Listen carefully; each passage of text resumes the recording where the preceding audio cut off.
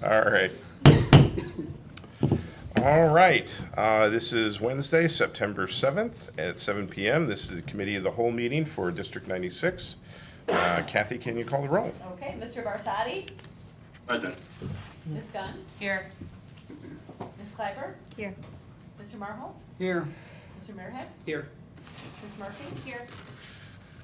And Mr. Hunt? Here. Okay, quorum is present. All right. First item on the agenda, we have a welcome to Central School from Principal Pete Gatz. I guess with an audience, I was hoping for applause. There we go. Sorry, I should have said give it up for Pete Gatz. Yeah, there we go. I feel like we were just sitting here and it was May and we were finishing, or June, we were finishing the meeting from last year, so we're picking right back up where we left off. It's been a fantastic start to the school year. I think that you can feel the energy and the vibe with the teachers again. You can feel it as well with the students. All-day kindergarten is up and running. It's been a fantastic start to the year for that. I mean, the traditional, separation from mom and dad type stuff, but for the most part, it's been a fantastic start. Obviously, here at Central, we have quite a few new staff members, and they're getting adjusted and acclimated. Many of them are here this evening, and Angela will introduce them to you shortly. But they're bringing new ideas and energy into the building. Anytime you have new people, the entire district benefits from their experience and their knowledge. Right now, in all the buildings, we're completing fall benchmarking and data collection to help determine student needs. And I think a lot of staff are finding themselves stopping and saying, wait, how did we do this before the pandemic? Because for the last 2 years, it's been triage and figure it out in the moment, and what are we doing next? And we find ourselves stepping back and reflecting and say, hey, when things were kind of normal, how did we do this? And we're digging back into things that we had to step away from a couple of years. So it's a really good feeling to know that we're getting back to what we were doing and pressing forward with all the new energy and excitement and the new people on the journey with us. So thanks for coming tonight, and we're looking forward to a great year.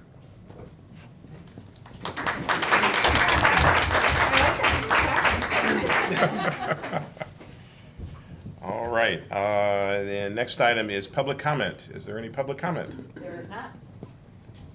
Okay. And at this time, are there any proposed changes to the agenda? All right. Then next item then is board member comments. I mean, I don't want to get ahead of intros, but I certainly just want to welcome back our teachers and welcome our new teachers to the district, and hope everybody enjoyed their much deserved summer break. Just hope that you all have a fantastic school year, and we appreciate everything that our teachers do. So here's hoping for another successful school year. I feel like I should clap after that, too. The one thing I did say is I did really enjoy the speaker for Institute Day. Is it Mr. Filippo? Yeah, Joe Sanfilippo. Joe Sanfilippo. I think his message was probably the most important one ever. It's that you are valuable, please speak about that. So that was great. Yeah. I hope they, felt loved. That's the goal. Yeah, I think his message was well received. Yeah, I think that was important. Well, I guess I have to say, as a parent of a new full-day kindergartner, I'd say that the program so far has gone without a hitch. Things are going quite well. My wife and I weren't certain if Catherine would be able to take all that school in one day, but she's doing great with it. So everything's going great so far. We're off to a great start of the school year. So thanks to everyone, and not just full-day kindergarten. Thanks to everyone, all the staff, teachers and staff. All right. So next then, our committee reports. First one listed is the Education Committee. I think we should just Pass it pass it along. over to Angela for the introduction of our new teachers.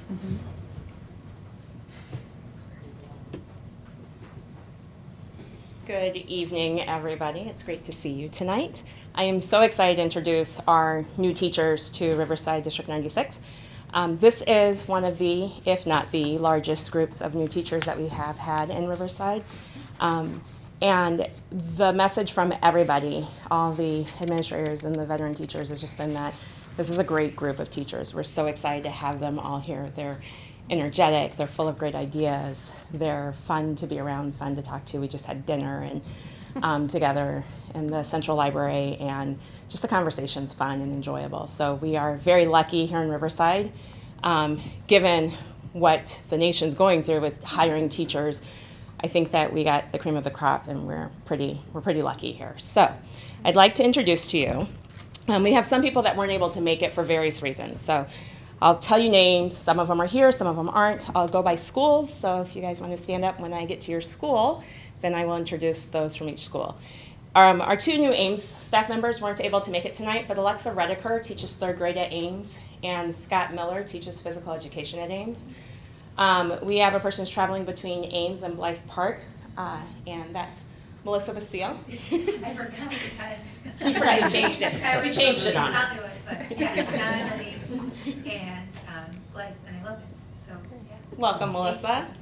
At Blythe Park, we have Kelly Scanlon, who is teaching 2nd grade.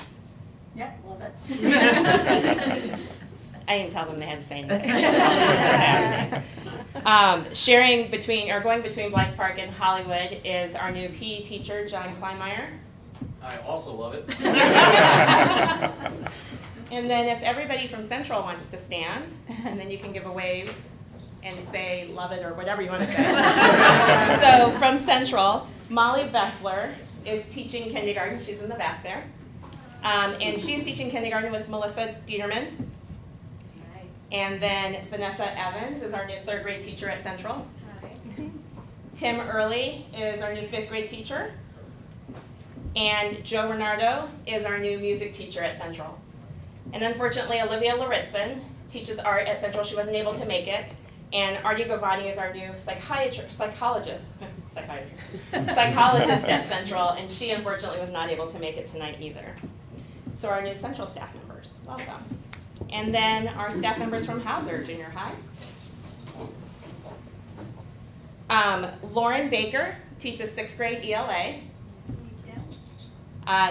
Desmond Peters teaches 6th grade ELA and 6th grade social studies. Did I get the grade right? Look at that number. Rob Mead teaches 7th grade math. Adam Aldrich teaches 7th grade social studies. And Alice Cabrera teaches vocal music at Hauser.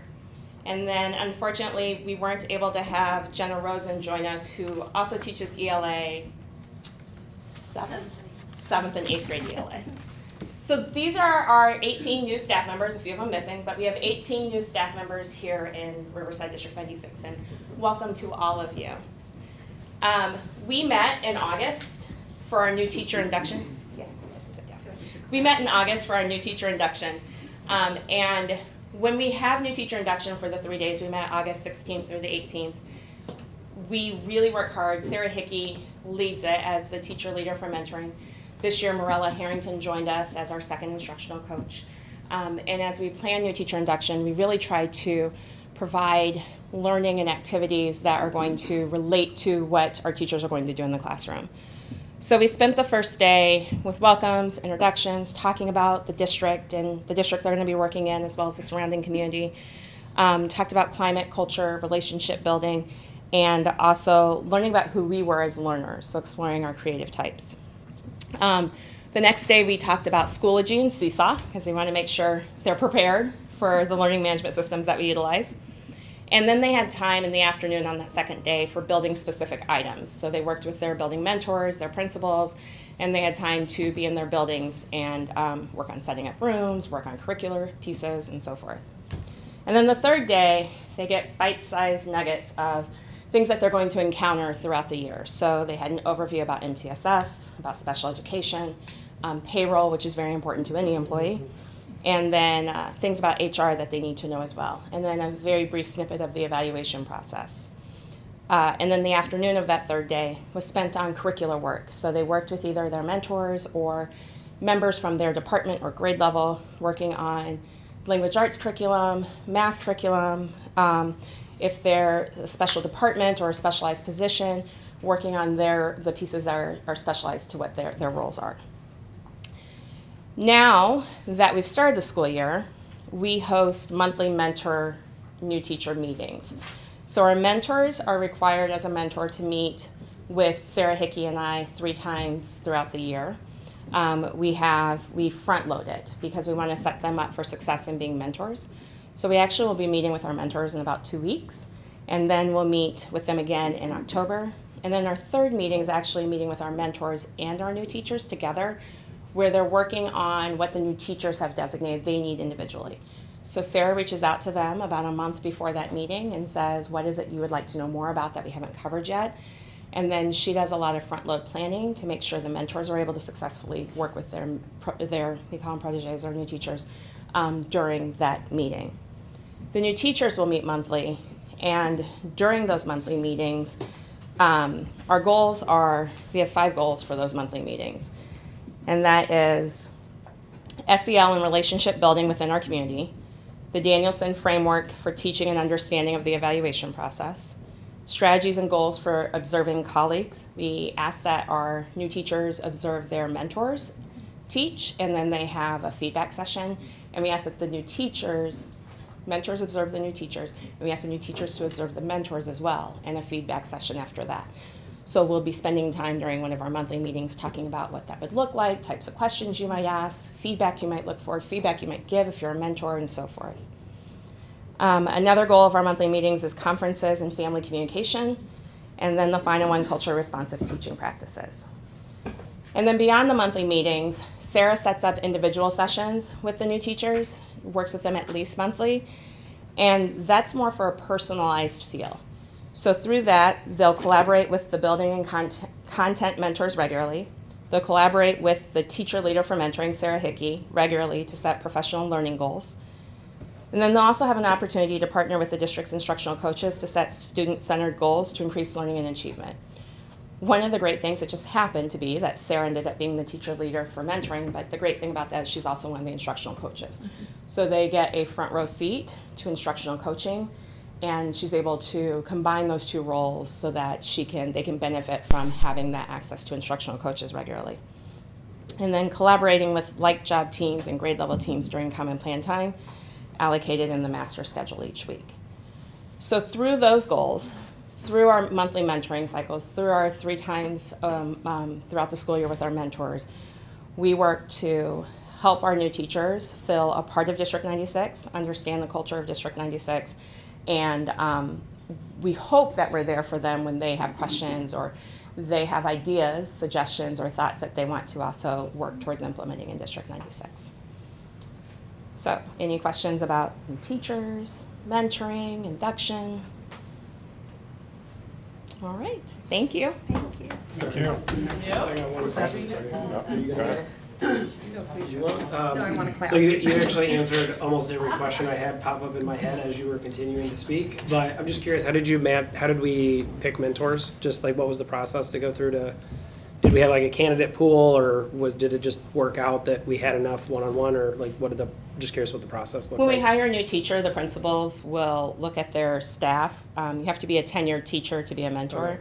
So they look at their staff, look at who's tenured, look at who is in a job-alike position, and then they reach out to people to see if any of them are interested Okay. in being a mentor. It's a continuing, evolving process, but that's how we selected them for this year. Yeah, because it didn't sound like I'm a 3rd grade teacher, therefore you get a 3rd grade teacher, because all of that is more just what happens in the district, not necessarily specific to your role in the district. So, okay. Correct. And then there are some of our new teachers have 2 mentors. So, for instance, Joe has Bill Howes as his mentor, one of his mentors, because Bill is willing to be a mentor, tenured teacher, great music teacher, but Bill's no longer at Central, so we also have a mentor for Joe who is in Central so that they have a contact person in their building also to help with the building culture Gotcha. pieces.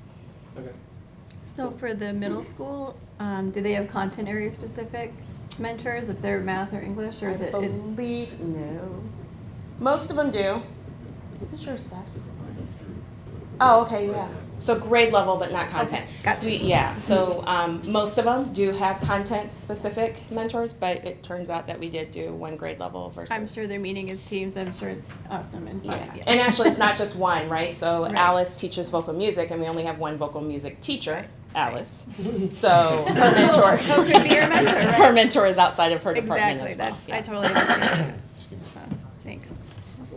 Sounds very comprehensive, so I Yeah. like it. Sounds Oh, like a great support system. well, we hope it is. Yeah, They'll I- let us know at the end if it is or not, because we do evaluate them at the end as well. Or we don't It's all evaluate part of the them. process, They right? evaluate the process. Yeah, That's it's all what part it of is. the process. We do not evaluate you. That's what I was gonna say. I hope, the watching each other can be scary, but I hope it's a comfortable learning place. And that's what it's supposed You to know. be. And I tried to continuously say that this program is not about evaluation. The mentors are Right. not there to evaluate them. Right. When I'm coming in their room, Sarah comes in. Well, when I go in anyone's rooms, I'm not there to evaluate. But when Sarah comes in, she's not there to evaluate. It really is just about coaching and Good. feedback and answering questions when needed. I That's think it's a important. key reinforcement. Absolutely. Oh, yeah. Mhm. Yeah, thank you for all that. That's awesome. Thank you. Yeah, I just wanted to say welcome, and I want to clap. Welcome. We're really appreciative of you for taking your time out tonight to come to the meeting. It's great to see faces, and really excited. A lot of energy in the room. So. We haven't done this Should in we a do couple a of round of years. applause? Yeah, I feel like we should do a round of applause for you. Pete started something here. It's the most clapping I've ever done in this room. Just like, they've been at work all morning, just like you. It's a long day, so I do Right. appreciate what you're doing and the time that you commit. And whatever you got later, it'll work out. You might see them leave once we're No, I was finished gonna with say, this please, part. please, Yeah. They should definitely leave early morning again tomorrow, and we really appreciate your coming. Oh, parent night's tomorrow. Parent night for elementary. Yeah, Yes, that's that's right. true. That's right. Exciting. So seriously, stand up, Thank you, walk out everybody. either direction. Thanks again for coming. Thanks Let's again. start Yes. again. You're just trying to push us along to get this meeting over, aren't you? No, I generally am excited. Like this is. No, it's time to clap. Next time. All right. So anyone who stays to the end, we'll clap for you too. Yeah. We'll clap for ourselves too. Clap for ourselves, okay. That's how we'll end every meeting, is a clap out. You gonna lead tonight? Putting the TV crew to work, though. There you go. I'm used to that. All right, so let's see, so I think we had, were we going over the goal as well? Oh yeah, it looks like the next two items are goal 3 and goal 4 update. Yeah. Which Right. I'm not sure if that's. Don has the goal 3 update. Okay. Recalling our practice where Don comes to sit at the table. And this is one that Don and Angela kind of share, but Don is the identified goal champion. Which also sounds like it deserves a round of applause for Don. All right, full champion, everyone. Put your hands together. There we go. You get the big microphone too. Nothing but faster this time. You want to start calling that out, now entering the meeting? I'll work on getting an applause sign. Yeah, there we go. So I'm here just to update on goal 3, which goal 3 focuses on high quality staff. And there's 2 main areas, kind of subcomponents of the goal. One focus on the professional development, personalized professional learning environment, and then diverse workforce. So over the past few months, I've met with I think I see Joel searching for. No, okay, because I think it's under another. think it's- Now. Oh, did They're it? in both. Okay, sorry. So for over the past few months, I've met with Don White, who's been extremely helpful and just in talking through potential goals, looking at potential data. I think it's really helped the entire team to kind of organize the data, really look at it, and it's been a good back and forth conversation. Been very helpful. So when we first met, we kind of started looking at our data sources, and then based on some of our data sources, also looked to pull out some things that we could actually be, quantifiable, but then some other areas that we might be able to focus on. So the first thing that we thought we'd look at when it comes to identifying, well, what do we value in terms of what do we think of when we think of high quality staff? And one of the things that came up was, well, advanced degrees and certification. So this is a measure that we're able to report out on based on the ISB report card. And so based on that, looking at where we currently are in terms of statistically with the amount of staff that have, teachers that have master's degree or higher. A draft Smarty goal was developed that the district would maintain or increase the percentage of teachers with master's degree or higher at a 3-year rolling average as reported on the ISB report card. The other thing that we looked at is that the KPI would be intended to measure how the district is supporting development of personnel internally. And we did note that the district does contribute resources towards the pursuit of advanced degrees in content areas at this time, but not administrative degrees. And I believe that's been a topic of conversation, but it's one that we'll continue to explore. Next was the demographics, looking at diversity and really coming up with, well, how are we defining diversity? And with the SMART goals, looking at a goal is to seek candidates that bring diversity of experience to grade level and or content teams.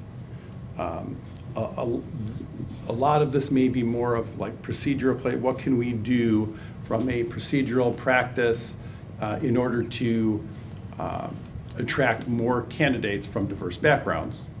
But at the same time, from an administrative standpoint, looking at our current practices in that if we are posting a position, we're thinking about, well, what type of individual and background are we looking for, whether it be for that grade level, for that content area, for the school, just to be more thoughtful in that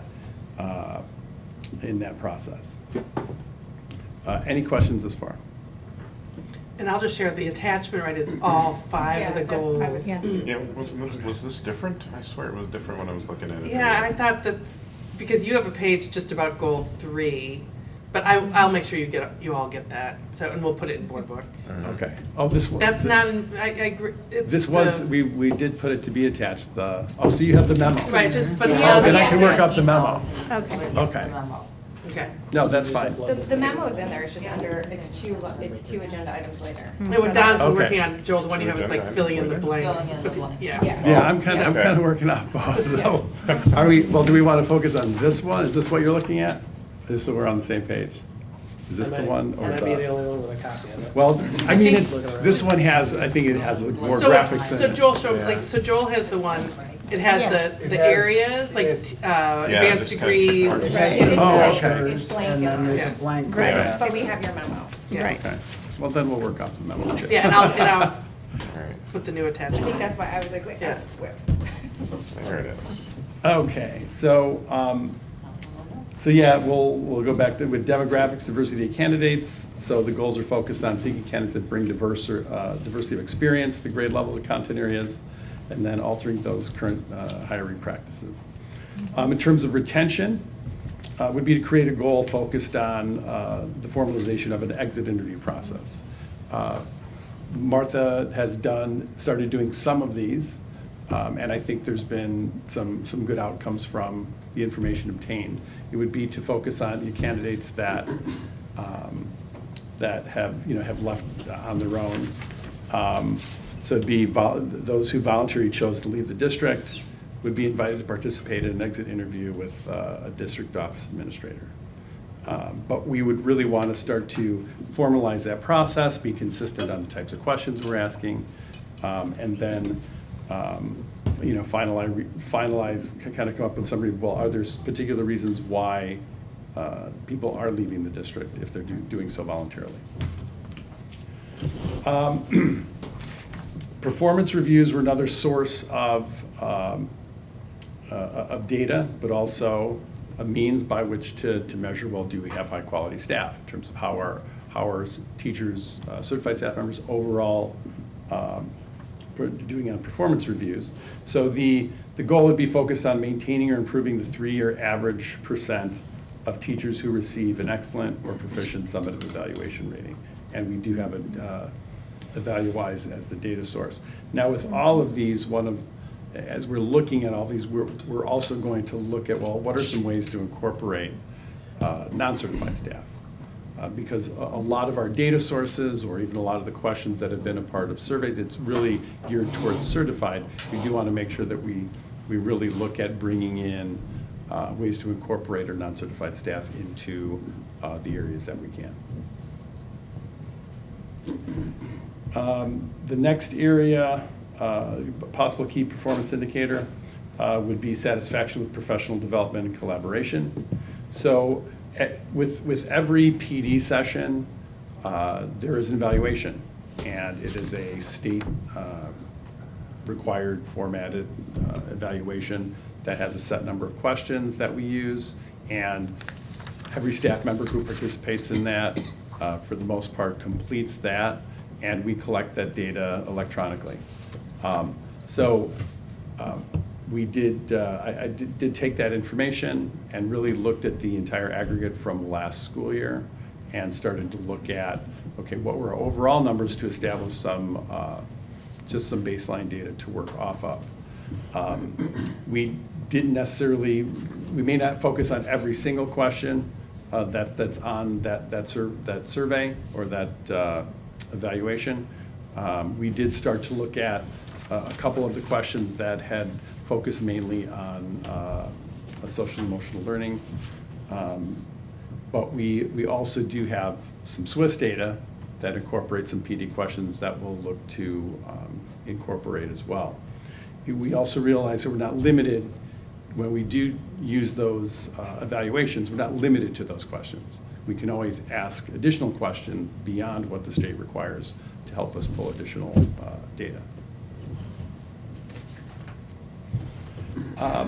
In terms of, looking at, how do we develop, recruit, retrain, or retain exceptional personnel, another area would be to continue to look at salary and benefits.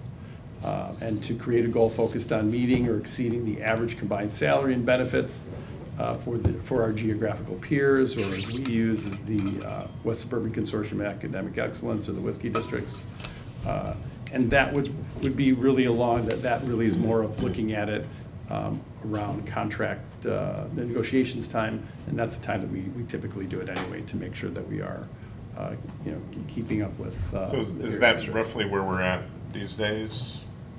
Anyway, yeah, when we looked at it, we were, we looked at the data we had in front of us at the time was just comparing us with the state average, which actually, it was interesting that we as a district have I think in past years, the trend was that we were ahead of the state average, and now we're right in line with it.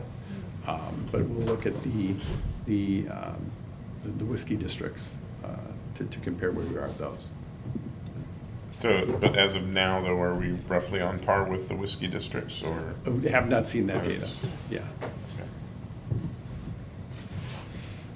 And then just in terms of overall staff satisfaction, we do have that, the Swiss pulse check data. And that is, I know that Martha and I will be meeting tomorrow with Nate Eklund. And really looking again to try to look at that as well. We have a year of that baseline data. We want to look at the questions and look at are there additional questions we want to ask, because to not only incorporate other staff members, but to look at other possible measures in terms of overall satisfaction within the district, as we look at the diversity, inclusion, equity, and belonging type questions that we may want to add for that.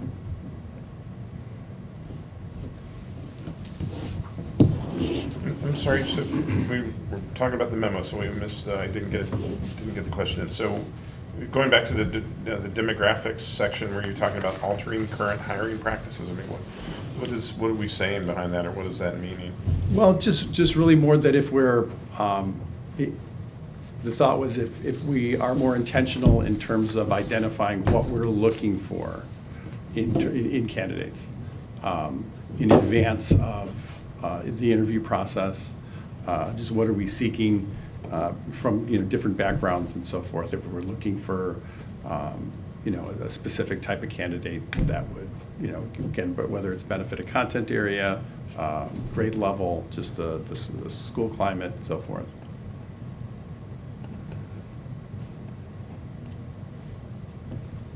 So look at both a skills assessment and also just a recruiting effort. So you don't just throw a posting up on monster.com and hope you get what you get. Like, where are you actually targeting people? Where are you trying to bring people in from? Are we doing that in a broad range, or are we only targeting CPS? You know, are we only targeting Naperville School District? Like, just where are we trying to bring people in from? And then I think part of what we were talking about with this is also just like, okay, this person left and these are the skills we need to fill, or this is an opportunity to get X in the door because we don't have anybody with a, you know, I don't really know what your skill set you'd be looking for, so I'm struggling with like specific examples. You know, more technology focused or something like that, because teachers, we don't have enough teachers that are comfortable with it or something like that. If we could find somebody that has a strong skill there. So it's kind of like skill assessment and recruiting combined together, and just being very intentional about going after candidates to bring candidates into the pool rather than just hoping to find the right one. Yeah, I think largely now we post on AppleTrack, and, you know, looking, you know, when we met last year as a committee, we talked about possible strategies of, well, what, you know, are there job boards that we can be posting on that? We know we're going to get a, you know, the different type of candidate than maybe what we're getting currently. You know, having some outreach to some local universities, same type of thing. Those are practices that we're not doing now, but they could help in just drawing just a wider base of candidates to apply for jobs. Is AppleTrack with the majority of districts in, say, the West? Well, you have, you know, you post it on your local, you know, and your district website, and then there's the job boards, the Illinois They all State, go to like yeah. a K-12 Yeah. Illinois Yeah, job jobs. spot, yeah. Yeah, and that's where the majority of districts, I mean, the majority of jobs seem to be posted. But, you know, and looking at just, well, what are some alternatives? Because, you know, educators know to go to those sites. But if you want to outreach, you know, do some outreach to universities or other job boards to point people here. I know we had talked years ago about connecting with university certification officers so we can find people with multiple endorsements that can, especially at the junior high level, could be utilized. And I don't know if that's ever been done, but they're really valuable people because they're the ones that put on your certificate what you're qualified for, and they'll know who's the cream of the crop really and who's got multiple skills, and maybe a second endorsement like you're talking about for technology or whatever it is. So I would hope to see that too. Yeah, that'd be great. Yeah.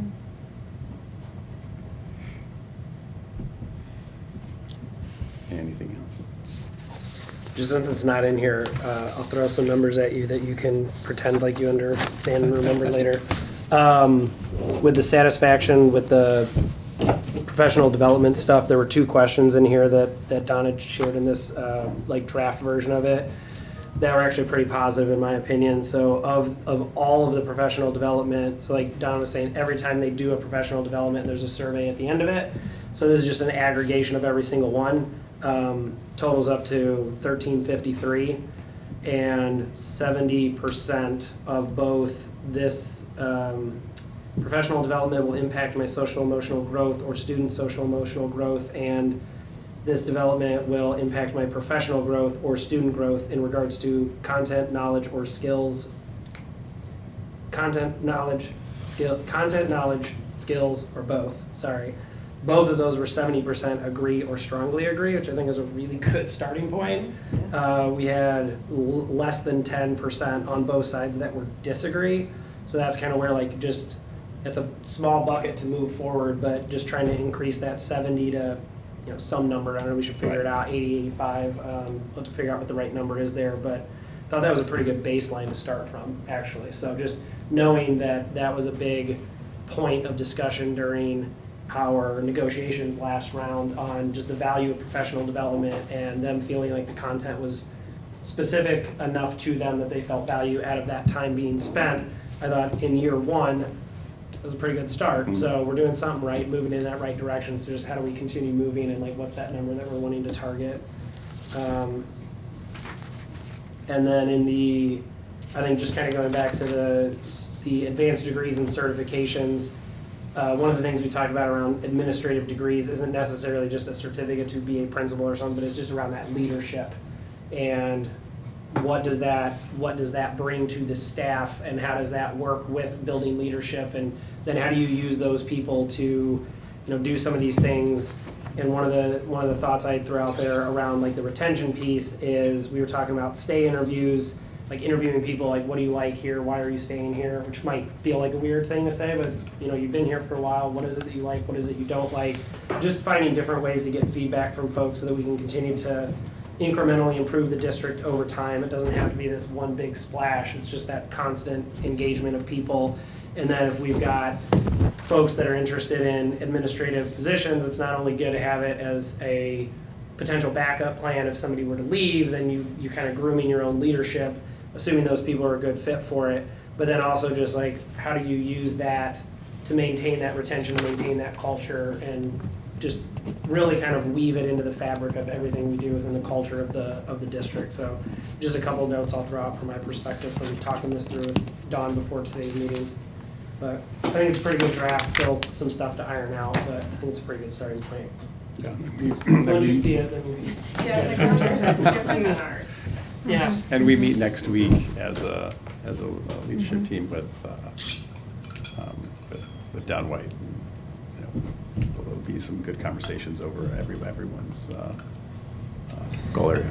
And I realize we've kind of combined personnel and education because the goal 3 around high quality workforce really is about both. It's sort of the quality of the professional development and support for teachers that are already here, but also some of the recruitment efforts, obviously retention efforts across the board. So, one of the questions is this the kind of thing that the board would like to use as measurements for, determinations or sort of assessment of progress around high quality workforce? So you mentioned everything from advanced degrees, obviously, contractual issues, salary negotiations, that kind of thing. Well, it would be good to see the baseline on a lot of these. I guess time would tell on the year-to-year movement, or if we're measuring it more often than once a year. I do wonder about some of these KPIs, how much variation there's going to be over time. There's a lot to this one, especially when we kind of Sure. combine the professional development and the overall staff characteristics. Yeah, but I mean, there are some good data points, again, but I think they are data points, Dan's point, that the movement is not going to be, it's going to be incremental in a lot of these areas. But I think one of the things we talked about today is you're looking more at trends. Are you trending up? Are you trending down? And I think that at least you're going in the right direction. Agree with that simply because, we had the largest class of new teachers, 18, but we do not want to see that much turnover as a percentage of staff. So it's hard if you're reducing turnover, we'll call it that, to measure, the amount of change should be incremental, because the amount of change in our staff is also supposed to be incremental. So I would be more worried, like, this is probably a bad year to look at in terms of the number of staff who we needed or who left, because COVID has affected everything. Yes. So it's far from an ideal starting point to assess from. Yeah, but it could also have, we've only gone through the first year of it, and we are people after the next year, okay? And there were some challenges and last minute vacancies and and it's obviously not just District 96, but how do we attract, make sure that we are able to attract candidates that. And you spoke to exit and stay interviews, but even when we had a candidate who we were pursuing and they chose to go elsewhere, and to even look at what made them make that choice. Yeah. Now, it might be hard to that did get a come up good today too, answer, yeah. but. Right. Yeah. No, that's, we talked about that this afternoon too, this morning. So I know this is, and some of this information was coming kind of fresh to Don, and we talked with Wesley as personnel chair just this morning.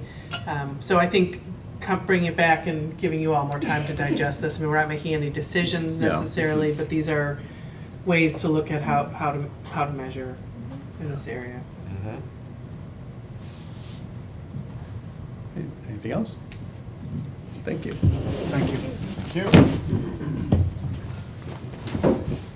Staying with Education Committee, I'll take goal 4.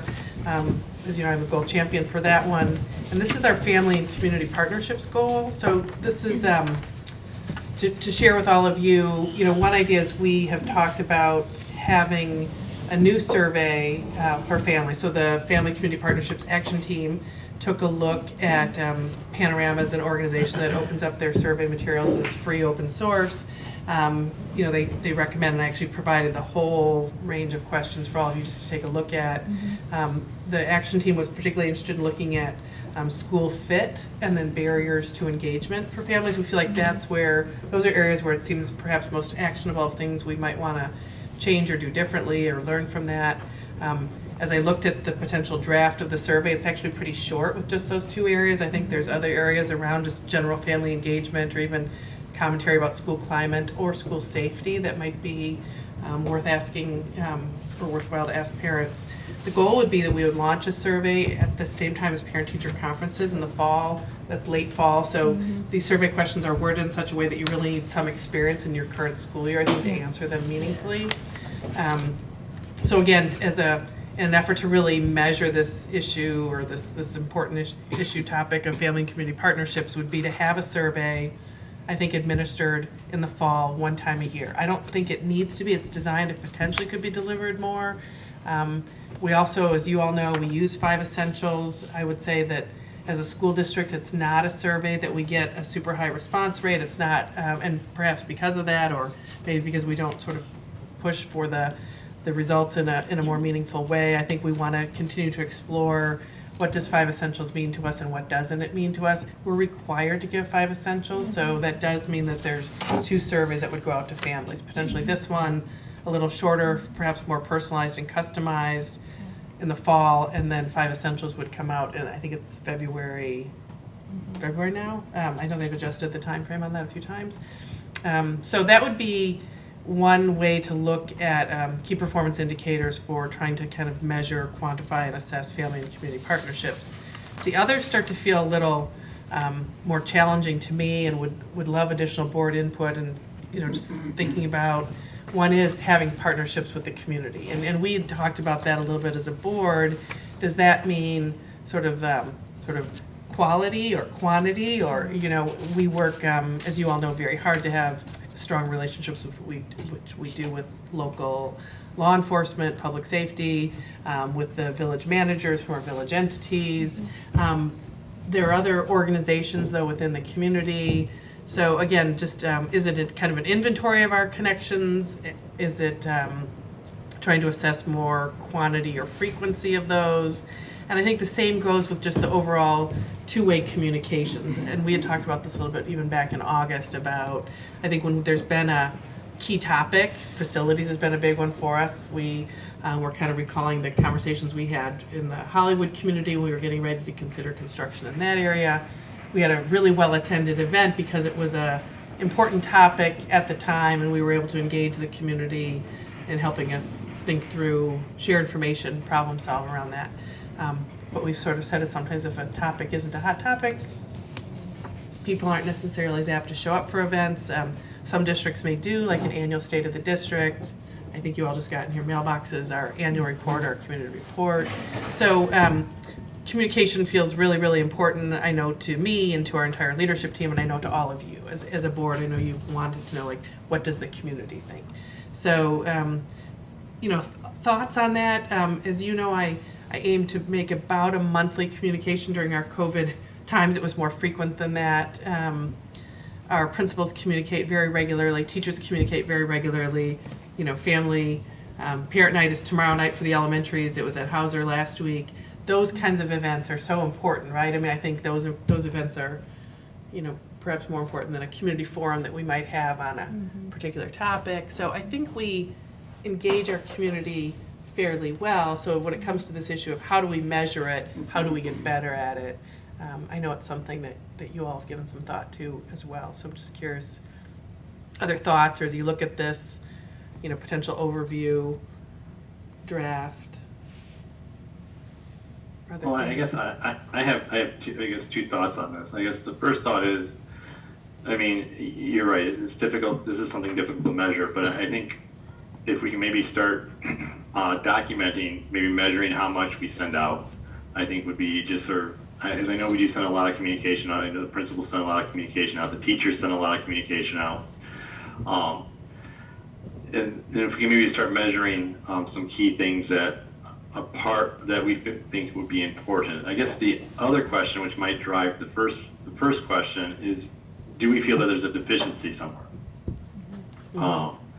And I can't answer that. I don't know of any, but if there's a deficiency somewhere, I think that's maybe something we should start looking at, and maybe start measuring where are we deficient, or where are we not communicating well. But I mean, so much of the time we'll hear people talk about not hearing something when we've talked about it, we've communicated it out, but then it hits the landmark, and that's how people find things out.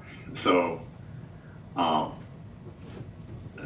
guess I don't know if I really answered any of the questions, but I guess that's sort of where I'm thinking right now, is maybe just start measuring what we do, and then seeing if there's some place that we're deficient.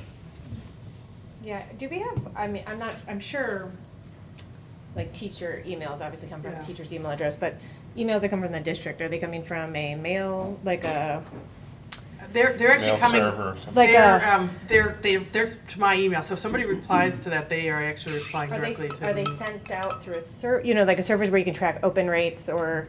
Yeah, it's through a tool that's in PowerSchool, which is our student database management system. It's called Intrado. Don, do you know if it would measure, does it actually measure if people have opened it? We measure how many get sent.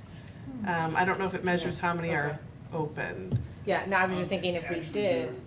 There is, it does show whether or not it was, delivered, open, locked. There's some data there. There could be It still doesn't mean it was read. Right. I know, did they make it all the way down? I think we should say we should get to percentage of open rate, but just showing which communications are being opened. Is it when it comes from you? Is it when it comes from, I think that's another way we can look at how effective our communication is. Right. And there are organizations, so there's a Illinois Public Relations, School Public Relations, and there's a national organization, and they do publish an audit tool, and so that's something else we could consider.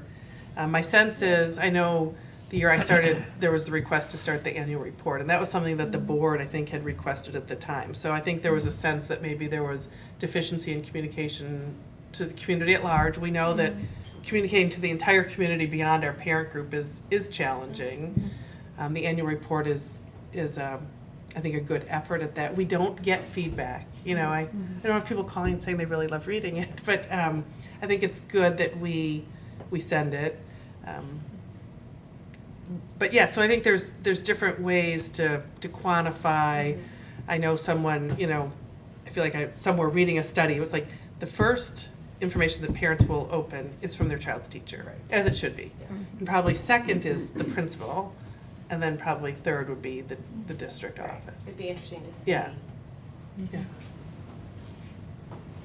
For me, it feels like we're not really exactly sure what to measure yet. Yeah. I know under community partnerships it says an inventory. I feel like at this stage that would be, as a board member, that would be nice. Who are we engaged with? Because if you already have fully engaged with most organizations or entities in the district, then we don't need to have a goal of increasing that. So I don't know if I know what our partnership looks like. So maybe an inventory does make sense. Then. For me, I don't know if that makes sense in terms of the, Honestly, I was thinking the same thing. If nothing else, just having that list and hearing about who we're reaching out to.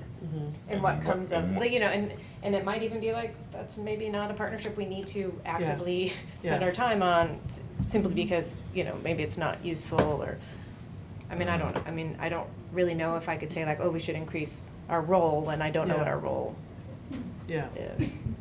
But we have certain populations too, so then it becomes also, I think, kind of a neat question, like, do we connect with new families? Right. Yeah. How do we connect with kindergarten families, or families that are new to the district, or families that have multiple languages at home, and how are we reaching out with their Yeah. different grown-ups? Then that leads Yeah. to all kinds of questions, so I'd be interested in that. How did they feel welcome? Right. And So for an engaged? example that comes up is we are required to, and we have, and it's, changed a bit during the pandemic, like so many things, but a bilingual parent advisory committee that's done a lot of great work with families and connecting and inclusivity and making sure families feel welcome. I will just say observationally, in the district office this summer too, I know Angela and I have been talking, Angela's reached out to our EL teachers. I think having more bilingual support in the district office during our summer registration period is something that we really need to sort of refine. So it is communication, it is with families, it is family engagement. So I think, and some of that comes from inventory, some of that comes from kind of that, like, are there areas that we could or should be better? I think absolutely there's areas to continue to improve. So. Along the lines of reaching out to folks outside the families, and it's always been said that that's a really tough area to get to. I just wonder, has that question been asked of other districts, or have there been, has anyone solved this issue, or at least attempted to solve it? That we might borrow some of their ideas or not. That's why I wonder about the audit ideas, using like the school public relations, looking, we could look at how complex and comprehensive that is. Is that something that we could kind of just complete in-house, or does that require a professional? It's interesting, West 40, so our regional office group has just hired a communications team, 2 people. I've met with them just to kind of initially, because a lot of small districts like ours, like a lot of the districts in West 40, don't have a communications professional on staff. I think we're small enough that doesn't seem like a high priority, but potentially being able to partner with them, I could ask them if that's something they would help us with. So I think this helps me just think about a couple different directions that we could Kind go. of reminded of the speaker that we had, like, perhaps, and I'm not a public relations expert at all, but perhaps by branching out spokes of communication to the different organizations in our community. We have like people interested in historical aspects, people interested in gardening, we have the farmers market, we have Olmstead Society, all these different things. And maybe by reaching out to maybe their liaison or their representative, they would be able to communicate what's important to them and have us communicate how we can be of use as well. And they could be of use to us, to our students, or rather than having to reach every single person, maybe we let them help spread the word and engage them. And one area, as you might recall, just in general about the family and community partnerships, is the teachers on the committee really sort of embrace more of the connecting with students, therefore the families, family math night, family reading night, potentially service learning in the community. I mean, there's, I think, and again, thinking of this as a broader 5-year goal, I think there's 2. There's kind of the communications part, and then there's the student engagement piece to this too. So I think that's, that is one of the kind of visions that some of the teachers have shared is, students involved at the farmers market, let's say. Again, it's just showing we have great students doing great things. Really, service learning is about, doing service in the community, but also I think demonstrating to people that schools are doing great things. And that was, for those of you that heard the speaker, and then for those of you that didn't, part of what he shares is the importance of sharing your story, that there's great things going on. And he said in the vacuum of, if you're not sharing it, somebody else will, and they don't really know these great moments. I don't currently have a scout, but we have a lot of cool scouting families. We've got a lot of kids that volunteer at the library, all kinds of things that are happening. I think also the community engagement, like the communication piece is tough, particularly in a community where you have various levels of generations, right? So as you get more like millennial parents coming on board, right, the modes of communication for them are just shorter, little videos, not long emails. I'm not saying you got to go join TikTok, Martha, and do TikTok dances, but it's different, right? So some people really value the paper mailer, but others might have wanted a 1 to 2 minute, hi, welcome back to school. Here's a quick bullet points. And so I think it's particularly challenging to think about it, certainly even in admissions, candidates want texts now, so we can text about their application. You know, that's how they want to. We'll send them an email. They won't. They won't respond. We send them a text. We get a response. Yeah, back. absolutely. So it's just figuring out different modes of communication. And Linda, much also what you were saying. What is getting open rates? Is it the plain text, HTML, email from the teachers? Is it embedding? Personalizing the subject, is it a teaser line, is it I'm putting an emoji in the, there's all these different, is it a certain time of the day, a week, like that's what that data could potentially tell you if that's tracking, if there's calls to action, what's the click rate, et cetera. But on a separate note, what did you call it? The yearly community report? Community report, annual report. My daughter was thrilled to get it because she's on the cover. She's the mummy covered completely in toilet paper. So I said, "How do you know that's you?" She's like, "My shoes." So she was like, "I'm on the cover," and I was like, "Where?" And she's like, "I'm the mummy." I'm like, so we will keep that copy because everybody needs a sign. Well, I agree. Visuals, like people will remember when they see something happening at Hauser with a walkout or older kids supporting the younger ones, and that's something that, because they're not in the building and I'm not in the building, but if the principals or teacher can give a little picture, I think that's really meaningful. I really do think the text updates too are like, I don't know how much we can go there, but I will just say that I am much more likely to open a text from the school than I am an email. I don't know why, it just seems more immediate. It just seems like I'm not gonna have to read a bunch, I'm just gonna get the information I need and move forward. And I think, yes, I think generations are moving that way, but I don't know how that works. Freitas, and I get phone calls from Dr. Freitas going, whoop, You really? So they'll kind of get to from all angles and an email, so they do a triangle approach. So usually we'll get one of those. So the whole social media thing really isn't even noted here in the KPIs, and I think it should be. It's something we've talked about. And the schools do use it. I mean, they're mostly using Facebook, some Instagram, not any TikTok, I don't think. Twitter more like professional network. But I do, it makes me wonder about the possible idea of an audit. I think the student learning aspect is another area to look at. So let me kind of go back and work with the team too and think about this. This is helpful, and I think this is a hard one to measure. Right.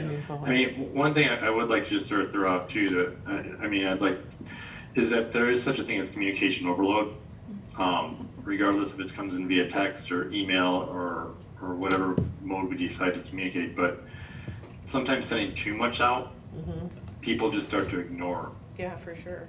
To ignore those messages. And so I just throw that out there as we sort of think about how do we want to communicate more. Communicate more might not mean sending more out. It actually might be more focusing what we send out. I agree. And I think, David, maybe you'd share that one other time when we talked, that, like I don't necessarily time my communication separate from the principal communication. So I think you've all experienced as parents, you may get something from your teacher, your principal, the district, all at the same time, sort of not intentionally. So again, that coordination. Yeah, I'd say it's possible. As a parent, I wouldn't say it's regular that happens, but I could see that. And if something is something that needs to go out, I wouldn't want it to be like. Right, I don't want it to be like, well, it can't be today. I mean, they have an eye on that. Right, well, as you know, I was sending COVID notifications early in the process whenever time there was a COVID case. And I did get to a point where there were a few parents like, could we stop getting these? It's like, and we were sort of starting to hear that and feel that, and that was starting to happen in other districts. It was like, you know what, yes, we can put this all on a dashboard. We'll be informing the individual, we'll be informing the classroom, but we're no longer informing the whole district of every COVID case, so. Well, and I will say just a separate issue with the 5 essentials, that's, in my opinion as a parent, that's not written very well. And the questions, am I a 5 or a 4, strongly agree or not strong, and some of them it's hard to really give a proper answer, just the way it's written, and it's not something we can change, but if we can give a survey that's a little more meaningful, I think it would be awesome. And that would be our goal with the family community partnerships survey. Right. I agree with the essentials. I mean, I don't think I'm alone in that industry. Just the other thing with engagement too, like if there's any barriers to engagement that are easy to remedy, sort of low-hanging fruit. I mean, one of the examples that comes to mind is even like fall parent night tomorrow. So it is, parents only, and so are there childcare issues? Are there things that are preventing community members from being able to come in person? So if we have an MOU with Riverside Parks and Rec, could we provide services so that there's some level of childcare on site so that families feel like both parents can come, or grandparents, or whoever wants to learn more? I just even know people in our own sort of text thread that it was either unclear that children shouldn't attend, or like you had to click, go to backpack and then click the flyer and open it, and that's where it was a little more apparent. Now they're scrambling, like, what am I supposed to do? Oh, I'll send one parent. Not every household has that, a 2-parent household. So any barriers to mitigating or preventing people from engaging that we can address, and easy, I say easy, but seem. Do we coordinate common communications? Because I would say it was very clear that children were not invited in the ones that I got. So I had no question that my children were not allowed, so my wife's gonna stay home and I'm gonna go. So it's interesting, you had a very do I, don't I? No. So is there any kind of coordination on family parent night is going to look like this? Everybody send the same message out? It's the principals, and I get them, and I feel like I read children that, remember, this is a parent-only event. So yeah, I can. Yeah, and there's some different flyers, because then at least at Hollywood, the PTA will meet before, so then the PTA puts out a flyer that's join us, and then fall parent night, everyone welcome. So it's The idea though of making childcare available as an option, that is, I don't think they I never. don't have no idea what the expense on that is, but that is interesting. Yeah, it is, and I know there are school districts that do it, and it's actually in that Family Community Partnership survey, that is one of the questions is, I forget how it's worded, but it mentions childcare one of the reasons that it's I know. challenging. My husband and I have had to choose, well, we obviously Yeah. can't, and on fall parent night to get a sitter anyway, everybody's got a little sitter. Yeah. Because it's the same night, and so I'm grateful for my teenager who's gonna be with her so that we can both go, otherwise we just choose, you're gonna stay, and it is an issue, and I can imagine if I was the only parent, what would I do? Where do they go? So. Yeah, my high schooler is booked with another family. We had to get my wife's parents in for us to attend. Yeah, no, that's interesting, and it's certainly something that we can problem solve and figure out. One of the issues is how the schools are full, so Right, I was even gonna say, we could do location. something for the kids there, Yeah. but the spaces are being used. I mean, you could use Hauser is a separate night, but all the other elementaries are on the same night, so. Right. But, yeah, all Partner things, with yeah. the Parks and Rec Department to do some sort Right. of open gym or Right, something. right, yeah, even if you had to drop your child at Hauser, yeah. Right. Yeah, who knows? I think they really appreciate it. Yeah, yeah.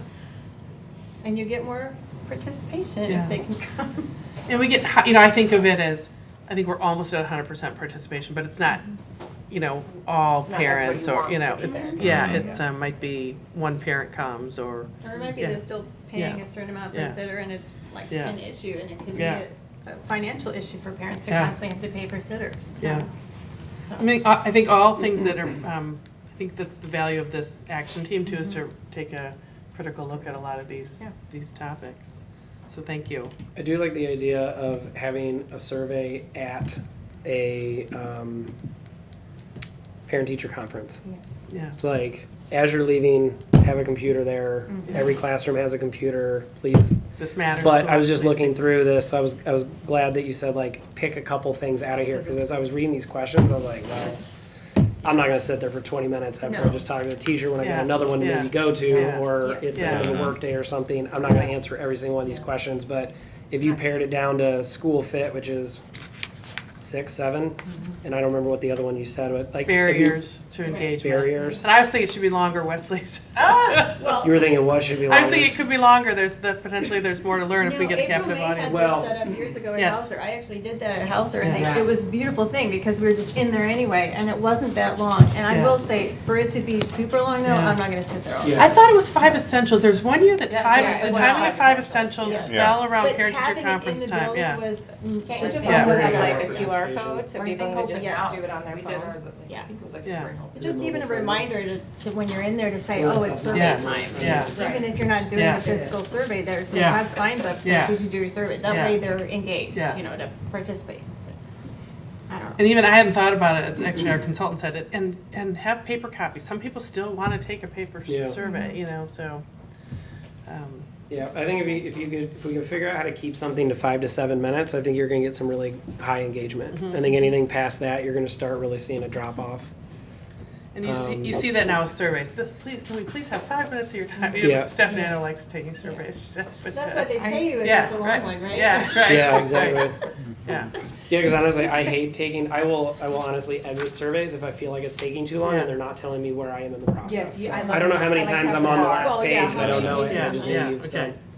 Because they've already been at work all day. People aren't gonna want to sit Right, there. right. Yeah, and you're also trying to move people through the classrooms, through the buildings. Yeah. A lot of them will go long for whatever Yeah. reason, and so Yeah. it's just we got to focus on what do we want, what do we need, how do we do it in a concise time frame, and I think doing it there, you're going to get a lot of engagement, a lot more than just an email that doesn't even get opened Yeah. or something like that. But And I think that late November is a good time. You know, I mean, you're well into school then, and Yeah. I think parents. And I Your might, opinions just and right feedback. now, and I might change my mind later, I think there might not be a bad idea to do it, because we do, don't we do I can't remember the timing of the second one, but we do 2 before the end of school year, don't we? Or would they be too close together if we did? Conferences. Yeah, The spring one is kind of as needed. needed. Yeah. as Only needed, as okay. requested by a teacher Yeah. usually, Yeah. or special. Yeah. Because if we go with this probably would be fine on an annual, but depending on what questions you're asking, there might be like, how did you feel at the beginning of the school? How did you feel Yeah. at the end of the school? Did the school year meet your expectations type thing, just to kind of get a baseline. It's actually I don't know unfortunate if to it's give 5 critical, but- essentials, just because it's time consuming, it's required. I mean, it's required for us to push it out there. Yeah. Yeah. Yeah, we can't force people to meet. I just looked Yeah. up at least one school and it was like 37% parent, which actually wasn't that bad. I've seen it a lot worse in the past, but I don't know what district-wide we were at. But I do know we struggle with the parent side of it, getting good feedback out of it. But we could at least use that from a, I don't know how credible the student data is, but at least from the teacher's perspective, the teacher's filling it out, we could probably do something with that as far as that's probably more culture focused than family and community partnerships. So I don't know, this is a challenging one to like actually measure it, because I don't think we should do stuff just to do it. Agreed. I don't think you should send out emails just to send out emails. I don't think we should have community forums just to have community Yeah. forums. They should be intentional, or people aren't gonna pay attention to it, so. And especially don't embed a link in a very long bit of text, like they'll never see it. Like, I get stuff from other places, I'm like, where did you hide this? That we thought was so important, but it's at the bottom, you know, like, make it really obvious. Yeah. So people can be efficient.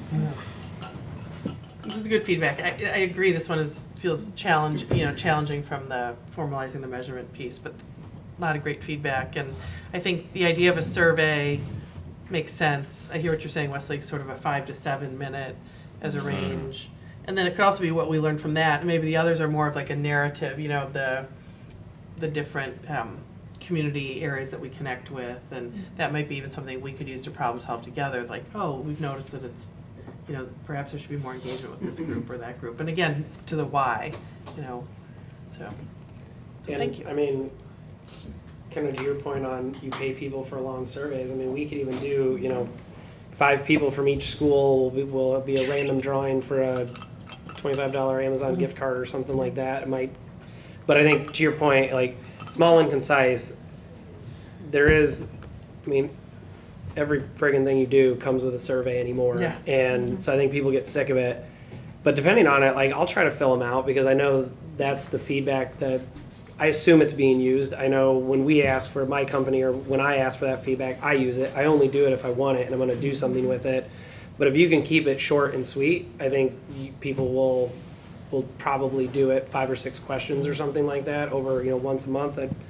But for a purpose, like I think if you're intentional about what you're doing, and then you can, this came from this survey, or like tie it back to that feedback. I think that's one thing we could probably do here is like talking about how this feedback is actually like these improvements came from these outlets of feedback, and like tying that in. And if the community's paying attention to it, maybe they'd be more apt to, you know, provide feedback or do surveys or something like that. Oh, you're actually using it, great. I'll do it next time, and maybe. But that's kind of a long term type thing. So.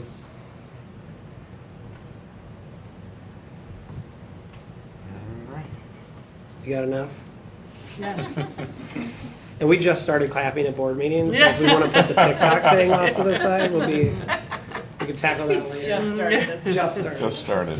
That was an experiment. Clapping first, TikTok later. All right. So we already did the personnel, we already did We personnel. kind of did, yes. I was Well, going to you ask, had was there my time to anything? facilities. All right, Yeah. fair enough. Then we will go to facilities. Just went ahead and jumped in since it was there. It made sense, Yeah. We met, August it was- 26th, yeah. I wrote down 8/23, I don't know why. But we discussed the status of the summer maintenance, the water line improvement is done. There were still some tests that needed to be resolved with the village, but we had a certificate of occupancy. We had the masonry repairs where that did grow in scope a little bit as additional work was discovered. With that masonry work, we've also come to the conclusion that we need to do a little bit more comprehensive of a building envelope maintenance and repair, rather than just spot repairs, but actually look at an entire building all at once. There was planning and zoning, and the village board approved the Ames fence to help with some neighbor complaints next to the playground. That neighbor was very animated in how they described the activity at the playground, some of which, much of it was not due to our daily activities, certainly, kids there after hours.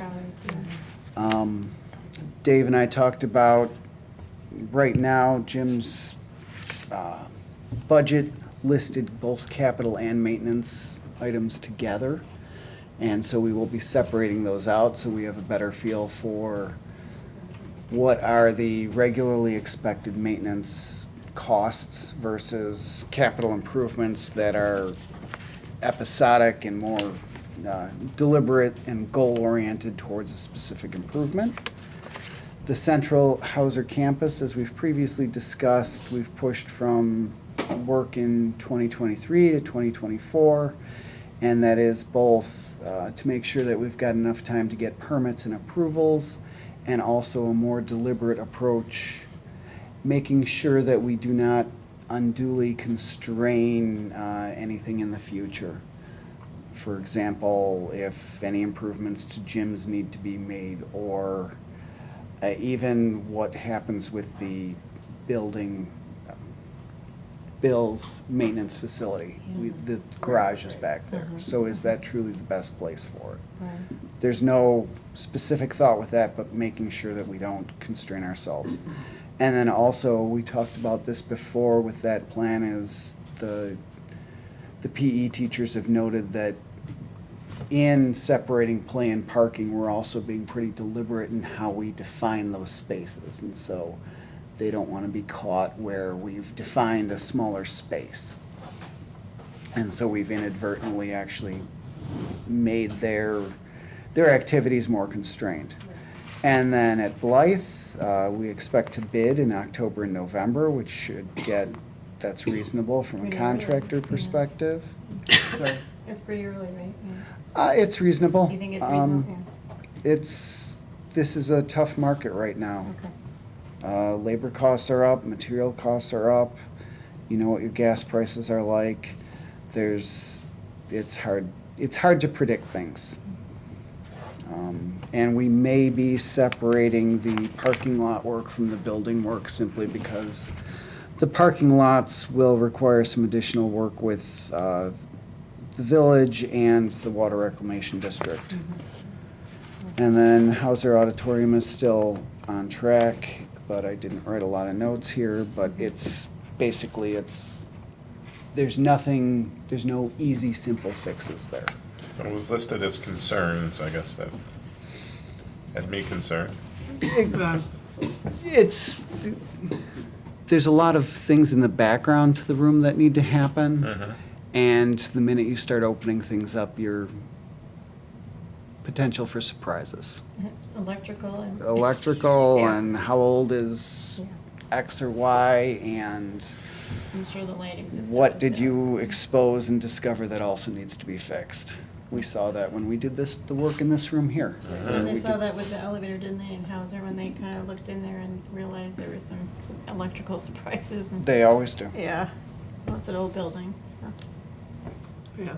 Yeah, the sound system, the concerns are that that's a very old sound system and it just, it glitches out. And I know there was one thought even after it was after the keynote presenter on Institute Day, is there a shorter term repair on the sound system? And it really sounds like, no, we really need to get in there and. Right, and Yeah, not so there to- is a concern in that it's been imperfect for a while. Yeah.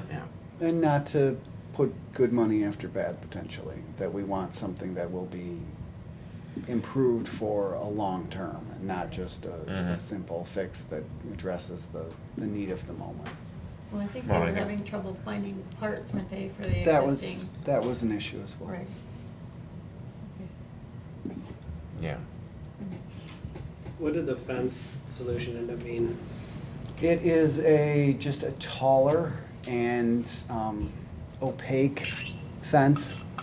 So right now, it's an open architectural style, so Yeah, iron. vertical iron, and this will have slats on it, a little bit So taller. they're actually taking the fence out and putting a new one, a more solid fence Taking in? it out, but reusing the same posts and foundations. Yeah, okay. So a little bit of a savings.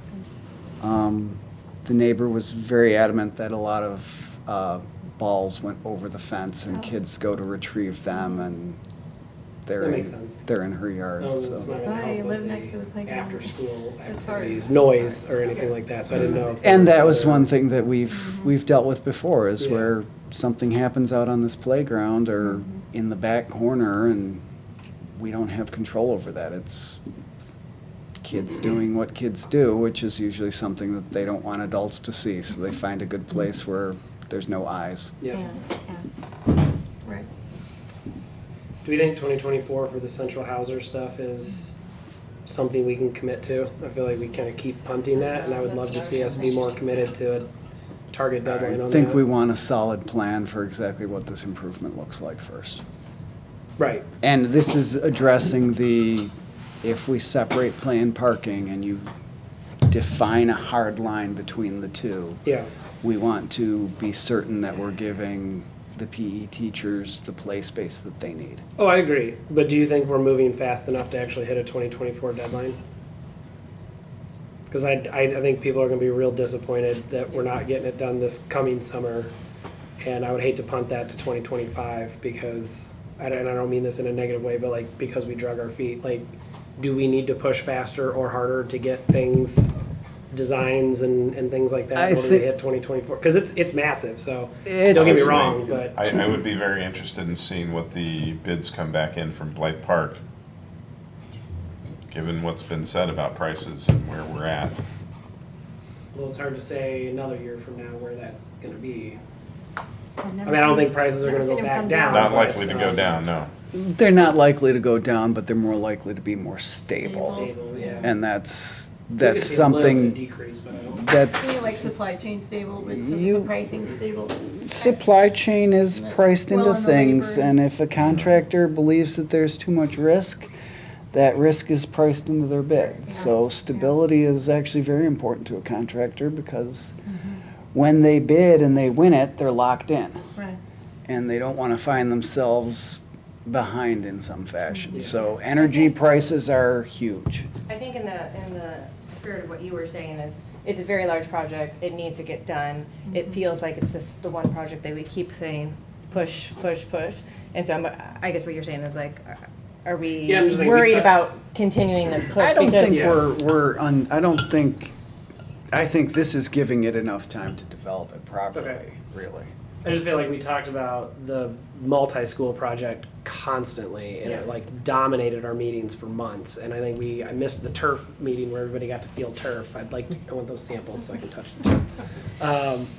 But we haven't talked about it since. And I know there's a lot of like behind the scenes that are going on. That's the core of my question is like, do we need to do something to push it harder? This is But- not hinging on turf. Okay. Well, no, I know it's not No, just but I turf, think that needs to be said in an open forum. Yeah. Turf is simply that green space whether it's artificial or living, actually has no real, it does not decide how that space is going to be Right. It's more the allocated. footprint. The drainage and everything. It's the everything. footprint. We know whatever, the water MWRD, district, sorry. is gonna take a really long time, and so there's a lot of pinch points that I get, or choke know. points that I get a little concerned about, and I'm just No, wondering, I'm that's not fair. sure we could do much about that part, but. Well, and that's Facility Advisory Committee met on the 26th and are meeting again on the 12th or 13th. Purposely to have another meeting prior to the September 21st board meeting. Yes. We'd like to bring DLA back to that meeting, but kind of wanted to have some resolution of, is this kind of concept that we've been looking at, really the feedback we got was from PE to say, that concept sort of, decreases our available, PE space, and that's why DLA they didn't go back to the drawing board, but they went back and looked at, what are the spaces inside the school and outside the school, and I think they have just some ideas on how to reconfigure that footprint just a little bit differently from where they were. We're actually meeting with the PE department tomorrow. So we've been trying to keep things moving, but it's been the feedback, I think what you said, is like to make sure we're doing it Well, adequately, comprehensively, And then the meeting the needs of all the things we've identified. Enough space for PE, better play area for central, separating play and parking from a Parking, safety yeah. perspective. And So- then that maintenance out it's not huge, but it's space, it's tricky, right? So I know, I wish it wasn't there. I know, Yeah. I was trying to, I know Yeah. you're trying to brainstorm where you would put it. Well, we had talked about moving maintenance off, Yeah. off-site. DLA's looked at, that's a garage, it's a Right. garage, It's a it doesn't, garage. I think we looked at it when we started thinking about Central Edition early Uh-huh. on, like, could that become Right. usable space? And Right. Joel, you're the engineer, you have I probably think better one of the descriptors things there. we've talked about when we talk about separating play and parking is right now that garage empties out towards the west. Mhm. And so the DLA, the campus plans have actually made that into green space. So you're at least gonna have to relocate that garage door. So then that opens maybe to the north or, Correct. right. Okay. But That's one of then, those things where we're gonna want, like, talking about community engagement. Yeah. We are going, so like, that's just another layer. The village wants their say, zoning and planning has to approve it, the Olmsted Society is gonna wanna come in, like, there's just so many people that are gonna be interested in this. We need the design to then bring to the community, to then go back and inevitably redesign it, and then draft it, and then, like, so I'm just curious if we feel like we're on a timeline where we can actually do, because I was really hoping we could get this as a 2023, and it was very clear at one point that wasn't gonna happen. But I just wonder do we have enough time to do a summer 2024? Because we'd have to bid by, you, similar 15 months from now? You'd have to bid 15 months from now. So, is that reasonable? you just noted a whole bunch of potential voices that they have, whether or not we as a school board want to engage those voices will be heard. Yeah. You can engage people and not take their feedback, but at least you know what their But concerns are. MWRD, for instance, that's Oh, well, that's a that is that's a in control. voice, That is not in our control. but that's a voice that will have an impact on things. Yeah. We've talked about trying to gain more on-street parking. That's a significant discussion with the communities, with the neighbors, with the village, and it has to be handled delicately, because you can't simply say a number of people in town do not like it when somebody else parks in front of their house. Let's just say that out loud. So for us to ask for street parking requires a little bit more finesse and. Well, and I remember, Martha, I'm still trying to figure out why, because it's a two-school campus, we have to have a certain number of parking spaces in a certain way. And I sort of get it, because we once in a while hold large events, but that is really a caveat. Like, imagine how much space if we could manipulate that. The parking the parking requirements that DLA is looking at have never hinged on parking for events. Right, it's, No, I'm just saying, we have it's to have two the spots spaces though. Per classroom. Yeah, per Right. classroom. And Yeah. that's not, those 2 spots are not allocated to a central parking lot and a Hauser parking No, but lot. I'm So I'm they're thinking spread like, out there are wherever. solutions where you could move the parking for the staff, and I'm not sure how I'd feel about that as a staff member either, but it's all, Well, I'm then sure it the becomes a architect- question of where. yes, where and how, and do you off-site park them, and I'm sure that's complicated and You and talk not about off-site. favorable for the staff, so. You talk about off-site parking and you have, by definition, engaged the rest of the Of community course you have, in and a the- and very the staff, so- significant. Yeah, you want a And- non-district community engaged, that's how you do it. I realize And that's this. what I'm trying to I'm just say. saying, I if don't it- envy the architects for that. Yeah, this is. Well, the architect, but it's also, then it's listening to those voices and adjusting the Yeah. plan for something that This is a complicated other project. It is people a complicated project. have a say in. So 2024 is viable now. The more creative we get in what we think of has an It effect. sounded like we landed on that first draft. We got that initial feedback here. You got the initial feedback from PE, probably elsewhere. Now they're going to tweak it. So is that going to be kind of our new final, our final, and then we can move forward with And that? that's And what then we're Yeah. addressing Yeah, now, okay. is the feedback from PE that says this hard line between parking over on the east and green space on the west, they're looking at that space and saying that's not really enough. Right. So now, how do we increase their space? Well, now you're talking about moving parking around. Well, Right. we're not gonna build a deck. That's too much. It's not happening. It's probably not with the Olmsted tradition. So now Have to be you're asking underground, that's for probably expensive. off-site or street parking. is that what it's down to? So now we got to negotiate with the bill. I mean, does that feel like that's what it's going to come down to? Is figure out where people are going to park? If you wanna And push variances and- cars off that campus, Yeah. yes, they have to go somewhere. And they Yeah. already park off-site there, because Right. we just have so many teachers that travel different buildings, and we have that many staff members, and anybody that lives here, I live across the street, they're already there, and so it is complicated. I will not, in a way, the deadline is a deadline, because this should be done well. I do want it done well, and nobody wants it faster than I have a child here, it'd be great to get everything going, it's just, I do appreciate how complicated it is. Now, I think one thought was, could we do portions that are closer to the buildings?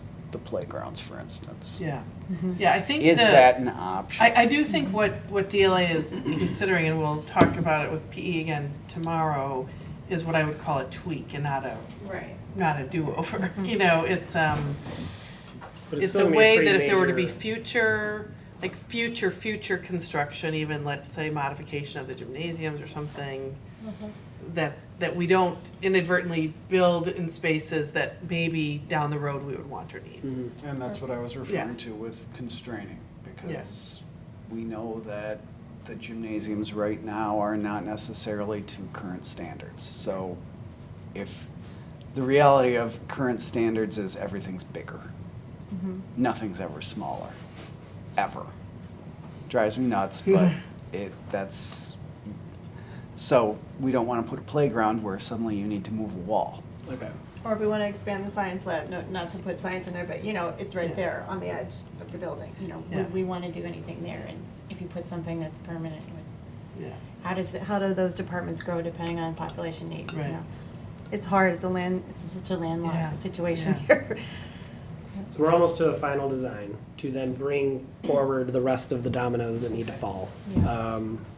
I guess that's that's probably the core of what I was getting at is Yeah. it doesn't even feel like we're out of design phase. So if No. we're closer to that than what I was thinking, then now we can start dealing with all the other threats to actually executing the plan, or what do they call them? What do they call that in IT speak, Dan? What are your like the challenges? Like you try to Everything's a 2-week sprint these days. No, I know, but then when you write your stories, it's like, what are the things that get in our, but what are potentially the things that could Impediments. impediments? Yes. Yes. So we can now we can identify all of our impediments, potential impediments. But planning that September regular board meeting, there will be an opportunity for the board to take another look at the design phase and No, and I think that's good. kind of 'Cause then assess it- where we are, yeah. I think what you were saying earlier is like just making sure that we're discussing this and moving this forward Yeah. so that people, you know, we haven't talked about it in a while, so it might feel like it was like, oh, we're not working on that right now. There's a Yeah. hold. Clearly there isn't. Things are moving forward, but we just want to make sure that we're Yeah. communicating that. If only we could make a giant track on the roof Right, or something right. like that. That'd be And amazing. I have a feeling it might come up at PTA on, or Yeah. PTA stuff on Monday. Yeah, yeah. So, Yeah. because I know that's how we ended last year. Mm-hmm. Strong disappointment that it wasn't gonna happen, so. I mean, since I've been here, 13 years ago, this has been a We've major been- conversation. I know, we've and- been trying a long I mean, time. I don't have, There's been a lot of work done on this building now. lot. no, So- for sure, Yeah. but yeah, yes. I mean, just the space we're in though is huge for like, Oh, absolutely. like my other child, they were eating at 10 something. I mean, because of the way that they had to shift. So just, Yeah. I think the work, I would like to acknowledge the work that was done. That's Oh, been for like sure, for Definitely. sure. so groundbreakingly different from even my When I own first child. moved here, there was talk of, there's a pool in the basement there, and it'll probably always be there. So that definitely was an accomplishment to get that done, and definitely had its share of surprises behind door number 2 when we did that construction. Yeah. But that definitely was a good thing to get done. All Thank you. right. Anything else on facilities? Dave, did I miss anything?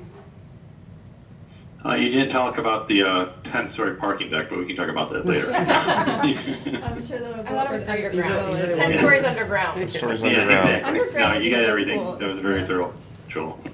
Sounded like Joel hatcheted that parking deck. Right. So we have finance as a committee meeting. We can do the draft KPIs for the finance committee, if the board wants to. I know we had finance committee listed there and. It's a last minute Sure. addition. Yeah, yeah. The attachment was a last Yeah. minute addition. Did we skip over? We have not addressed Oh, policy yet. sorry. Is there anything from policy this evening? Well, nothing tonight for policy, which probably deserves its own round of applause. Yeah. But, Thank you. but just on deck for October, just to bring to the board table for discussion would be kind of the consideration of a sort of detailed monitoring process for our policies. We're reviewing the monitoring policies like calendar that was sent to us by Lori Grant from ISB in regards to perhaps a 1 year or 2 years. So Martha and I are just in the early stages of looking through that, what that could look like. Again, I also think that we're in a really good position given the press and the Press Plus very detailed way in which we already monitor and oversee updates and revisions. But we'll just bring that to discussion to see if that's something the board would like to potentially implement and what that would mean for meetings going forward, to be continually reviewing our policies in that way via meetings as well. So there's Yeah. more to come on that. Great. That's it. All right. Well, then that brings us to finance, which I guess that's the question on the table here. Would we wish to open up discussion on the proposed KPI for goal number 5, or would we wish to table that for a future meeting? I mean, we were going to be discussing that actually at the next meeting, the regular board meeting. But my schedule changed, and so I was able to attend, and that's why we threw it on. If we want to discuss it now, that's great. If we want to discuss it next meeting, that's fine too.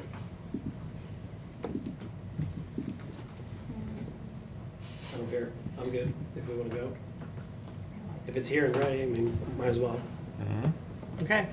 Yeah. I'd like to We'll make think it short for you, finance is Linda. more You got- I was just straightforward gonna than say, you got- engagement. Right, Yeah. right, this might be the most And straightforward easy one, to- yeah. Yeah, Easier we've to already talked about measure our goals. audit, so, Yeah. you know, We got Yeah. 26 minutes until Linda starts getting. 26 minutes. We'll make it quick. We'll make it quick. Jim will make it really quick. We could discuss it at both meetings. Yeah, let's. All right, well, we'll see how the discussion goes tonight. I think everyone has a copy. I have a hard copy here if you want it. Goal area 5 is stewardship of resources. And we've got actually 6 draft SMART goals on the right side in the last column. And 2 of them are finance related, 2 are facility related, and 2 are technology related. And the first one is to maintain our 4.0 rating with ISB.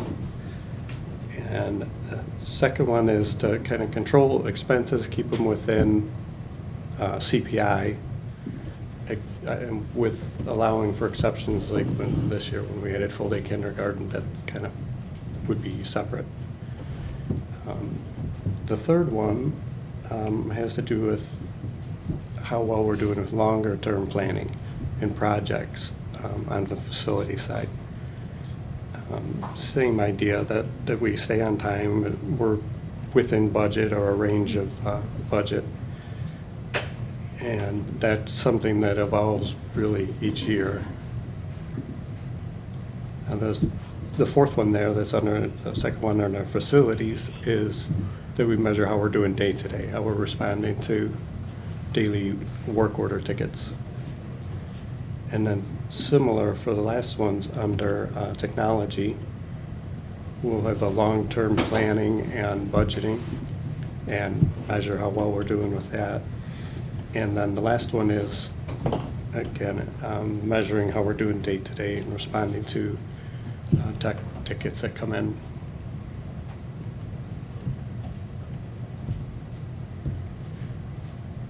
Well, I had one thought in regards to facility maintenance, and it was going back to Joel's his agenda for his meeting. Talked about a 10-year plan and talking about potentially integrating, future maintenance or future tuck points or tuck pointing. What was said, Joel, that perhaps further attention to buildings are needed over time, or just that spot repair with the masonry project in particular, the spot repairs that were identified as they were up there, they revealed that there's probably more work to be done, and so rather than trying to do spot repairs, that as we move forward we'll have to look at the buildings as a whole and would tuck point the entire building rather than just try here's an area that shows distress. So is that in regard to any one particular building, or basically just all of the buildings? With tuck pointing, that's any building. Tuck pointing is, as you move forward, you see more cracks, things open up. As you do the work, there's minor movements, or when you're up there on that ladder and close to it, you realize that you see more. And what we had done and was reasonable was to just, okay, this area looks bad, but then you tuck point that, and then the mortar around those bricks looks very, very different than everything else around it. So it's pretty obvious that a repair was right there. Yeah, I live in a very old tuck pointed building, and we ended up doing the whole thing at once because it's very aesthetically not attractive. And I realize it's expensive, but there's a question of, do you keep fixing, or do you do it all at once and get some hopeful longevity with it looking better?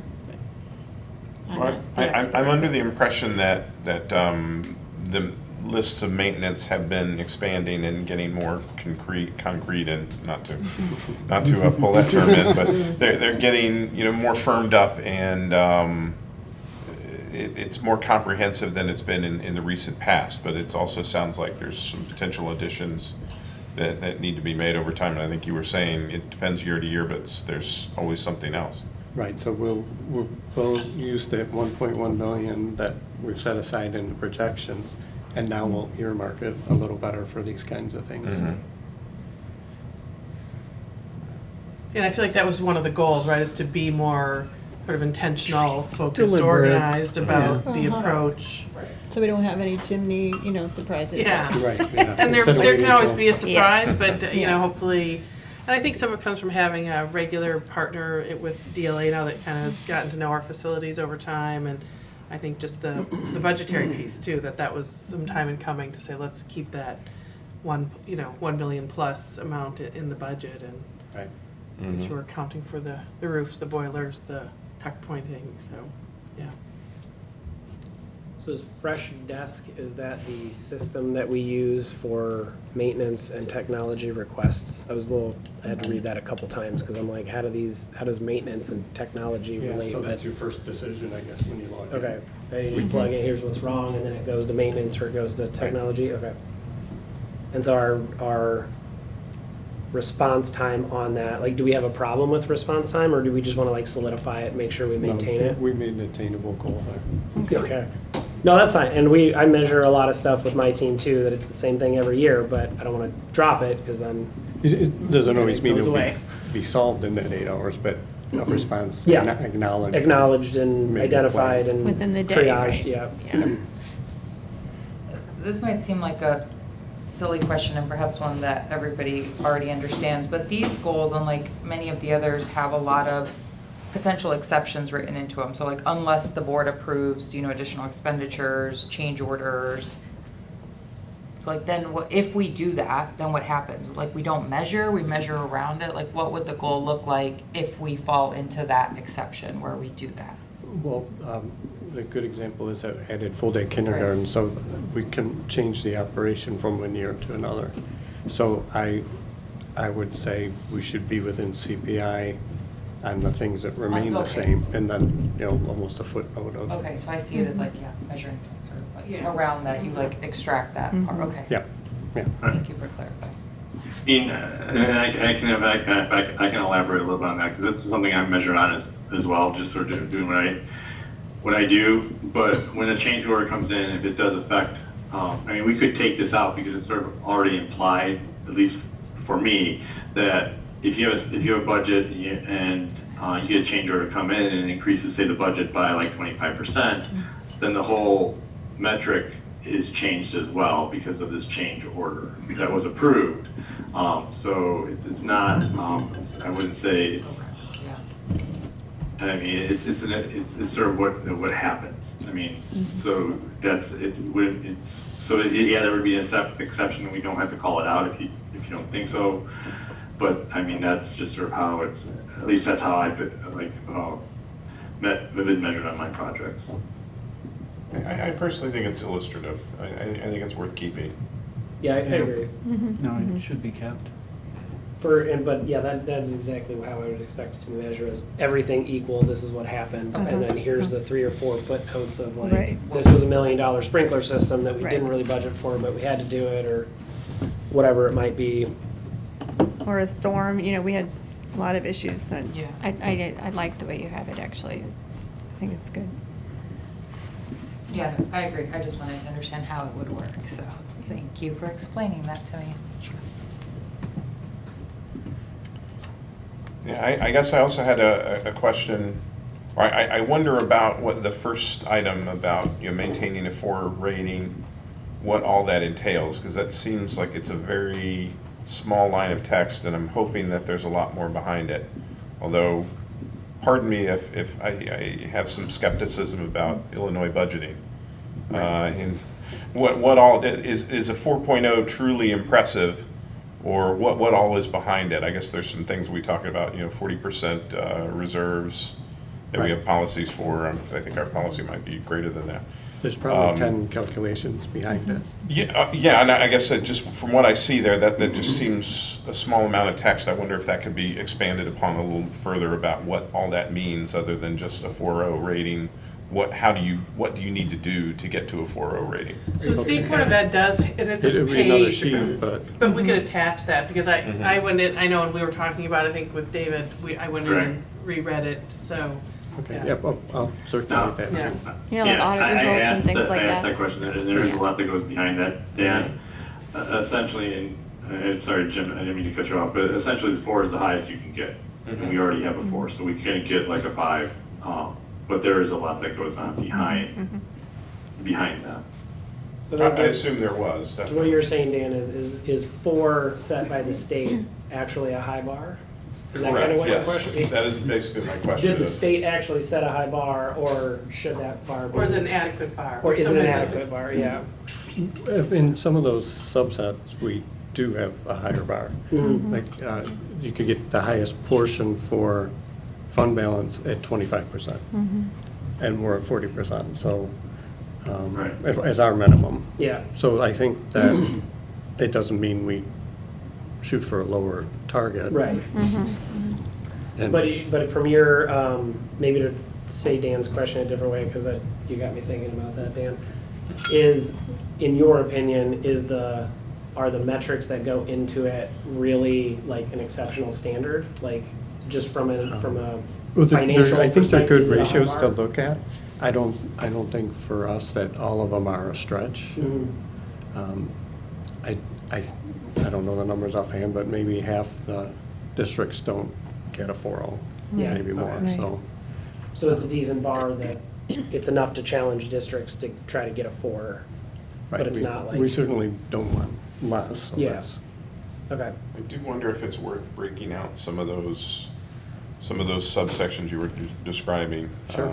and what contributes to it. And I understand if there's a page, we don't want to list every single item that we're complying with, but perhaps some of the more notable ones or some of the more substantial ones. Yeah, I could add a few up here, but then I'll make sure everyone sees that page so they see what goes Okay. into it. Appreciate your skepticism, Dan. Well, not to belittle the state every minute, it's very challenging with the amount of diverse districts that exist in the state to create something that districts that are underfunded or in just really tough neighborhoods that have a really hard time, so in a way, I think it's reasonable. It's a reasonable thing to do.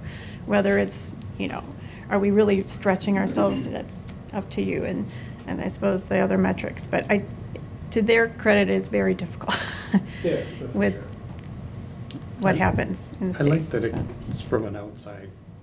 Yeah. Well, it's entity. like an outside audit. Yeah. Yeah. It's an outside criteria that we're not manipulating or otherwise trying to put a story that's in our favor. Right. It's measurable. I kind of think of it as like a bond rating or something like that. Like, you want to make sure if you're going to, like, if somebody were to invest their money here, they want a high bond rating. That's kind of, I was just wondering if it was kind of equated to, it's kind of It like is, the yeah, same thing, so. We've got the highest, for our size district, we can't get the best of the best, but the best for how big our district is. Yeah. We've gotten to. Right. Cool.